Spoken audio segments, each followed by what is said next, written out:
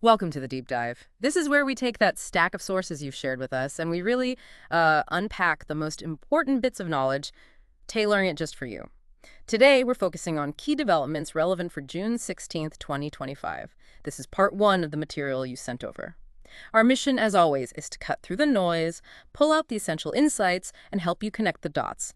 Especially important if you're tracking current affairs closely. And you might find some of these topics, well, they touch on things we've maybe covered before, so it could be a good chance for a bit of revision, too. That's right. We've got quite a range today, drawing straight from the materials. We'll be jumping from policy details to global economic trends, finance, even shifts in agriculture and social dynamics. So yeah, let's dive in. Okay, let's unpack this first one then. We're starting with a pretty significant move by the Union Ministry of Tribal Affairs. It's aimed at strengthening how the Forest Rights Act, the FRA, is implemented. The source details an initiative under, well, it's a bit of a mouthful, the Dharti Janjatiya Utkarsh Abhiyaan.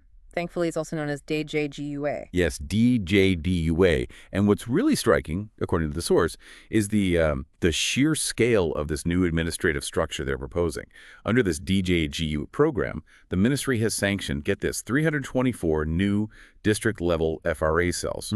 Plus, they've approved state-level cells for quite a few states and union territories as well. Okay, 324 district cells. And what's the stated purpose of these new cells? What does the source say they're for? Well, their objective, as stated, is mainly administrative, supportive, really. Things like helping with all the paperwork, managing the data involved in processing FRA claims, the logistics. But the source is quite careful to note here, these cells are not meant to interfere with the actual decision-making power of the statutory committees, the ones already mandated by the law. Right, and this is where the source points out something really crucial, something you should definitely note.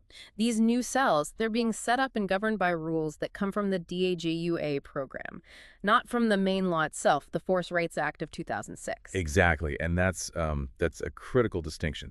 It's vital to remember what the principal law, the FRA 2006, actually mandates for recognizing rights. That law set up a specific structure, right, with multiple levels of statutory committees within the state government setup. You've got the Gram Sava Forest Rights Committees, the FRCs at the village level, then the subdivisional level committees, SDLCs, and the district level committees, DLCs, plus state monitoring committees. These are the bodies with the legal authority over claims. Okay, so creating these new cells under a different program, kind of outside that established legal structure. Well, the source says it's raised some concerns. It has, yeah. The main worry highlighted in the material is that this could potentially create what they call a parallel FRA mechanism, sort of running alongside but separate from the system set up by the original law. And there's also the point that just adding more admin cells, well, it might not actually fix the deeper structural issues causing the delays in the first place.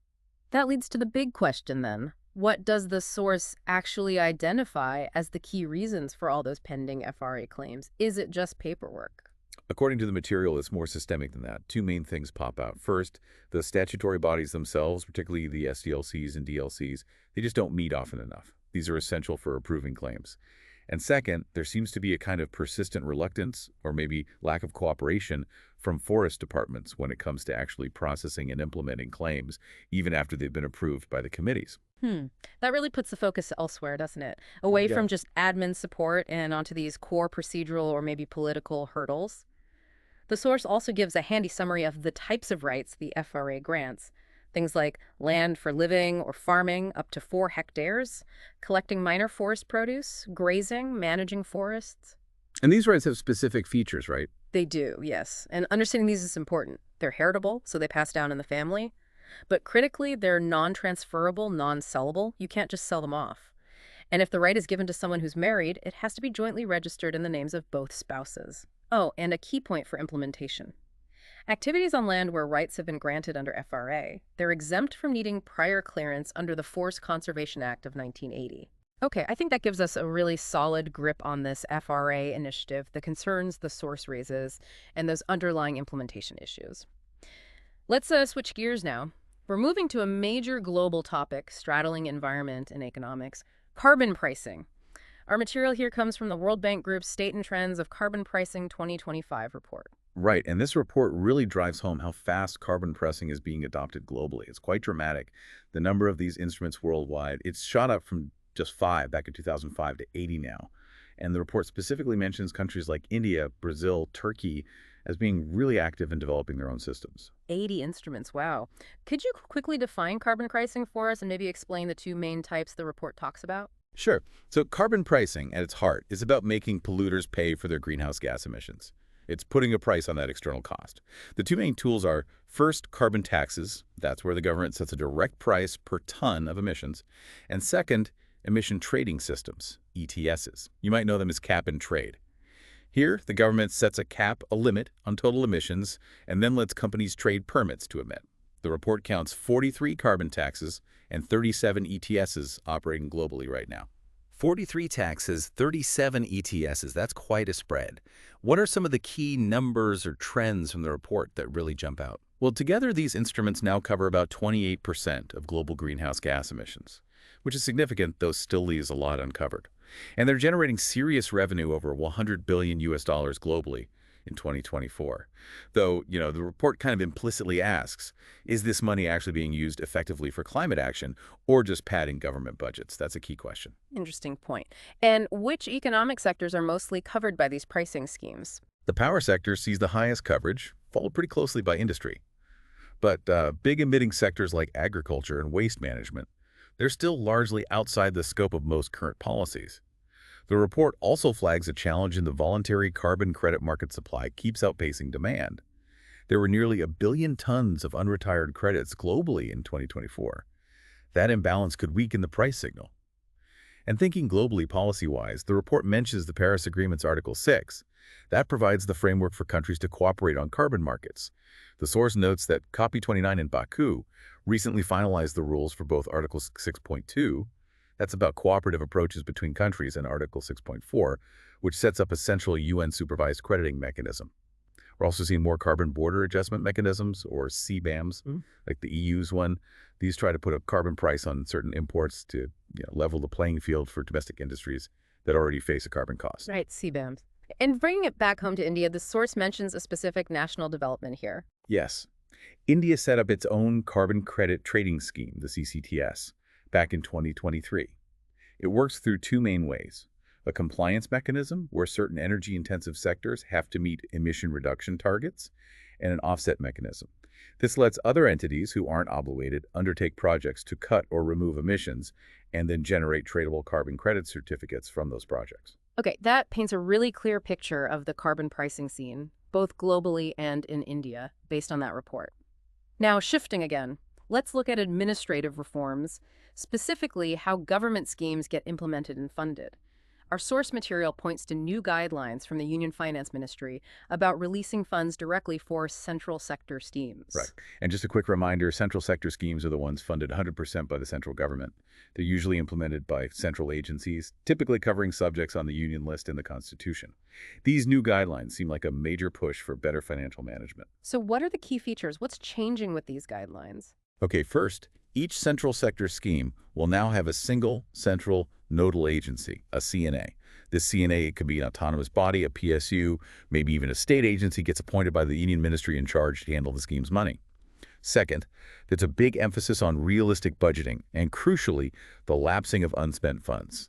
Ministries now have to estimate their needs accurately and find savings early, ideally by the third quarter. And here's the kicker: any funds not used by the end of the financial year, they lapse. They cannot be carried forward. No carry forward. And there's a specific mechanism for releasing the funds, too. Exactly. They're mandating what's called a just-in-time fund release. Basically, funds should only go out when they're actually needed for immediate use by the agencies doing the work. Initially, they can only release a maximum of 25% of the annual budget, and getting more money later, that's strictly conditional. The agency has to show they've used at least 75% of the funds they already received, plus meet any other conditions. Okay, just in time and lapsing funds. So, pulling from the source, what's the intended impact of these changes? How are they supposed to improve governance? The source points to two main benefits. First, truly efficient fund use.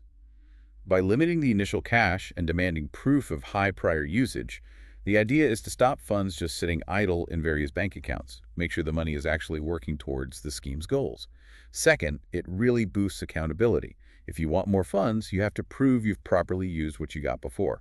That's a strong incentive for agencies to manage money carefully and report accurately. Makes sense. The source also mentions some other related measures for central scheme effectiveness. Yeah, it notes the existing rule that all scheme money has to flow through and be tracked using the Public Finance Management System, PFMS, for real-time monitoring. It also reminds us about the Sunset Clause's mandate from 2017. Central sector schemes need regular outcome reviews and should align with Finance Commission cycles. Schemes shouldn't just run forever without proving their worth. And interestingly, the source briefly mentions a 2022 private member bill that proposed mandatory impact analysis for government schemes. It highlights this broader theme of wanting more transparency and oversight on public spending.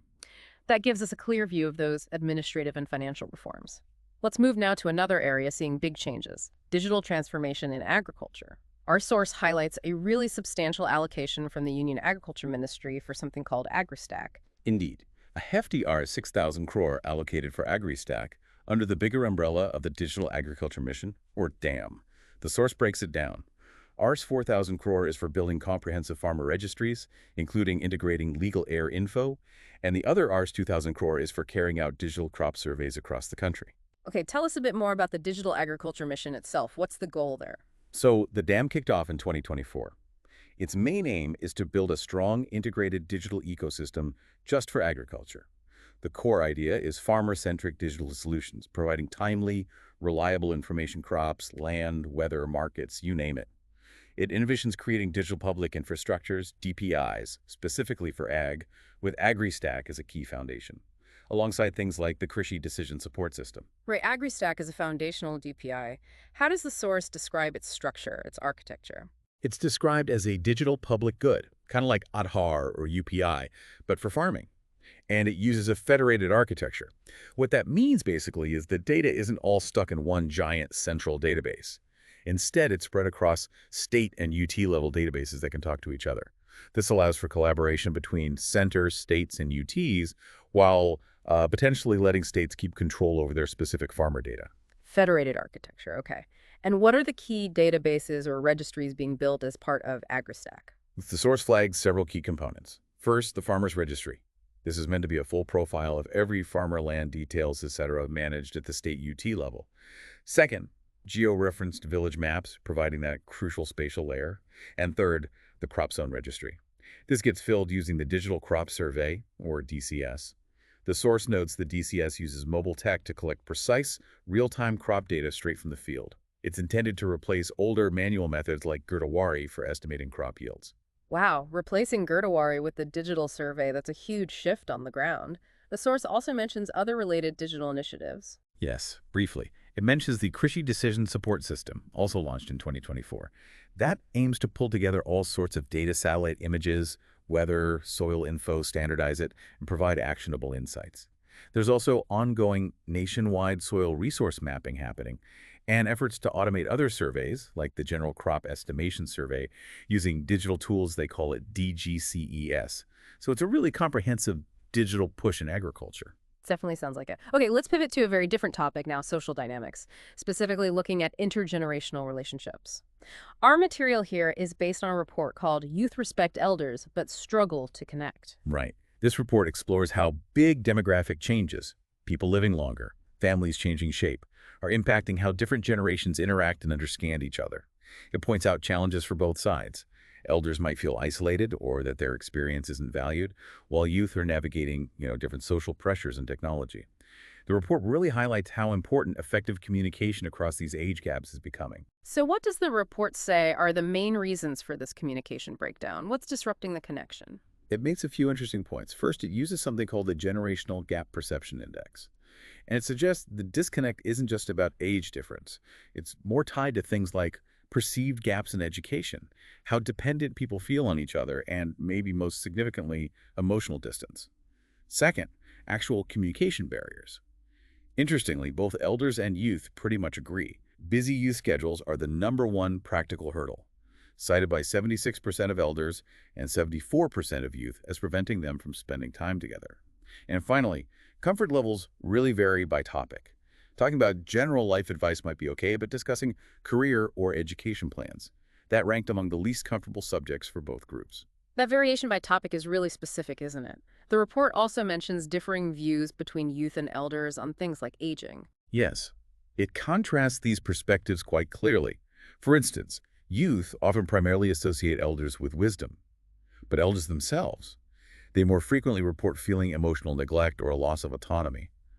When it comes to care, the report suggests youth might be leaning more towards formal caregivers, while elders often still see family as the main support system. Even their hopes for aging differ.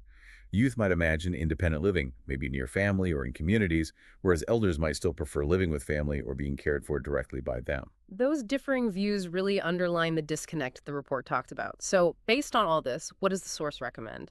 How can communication and connection be improved? The report offers several practical ideas.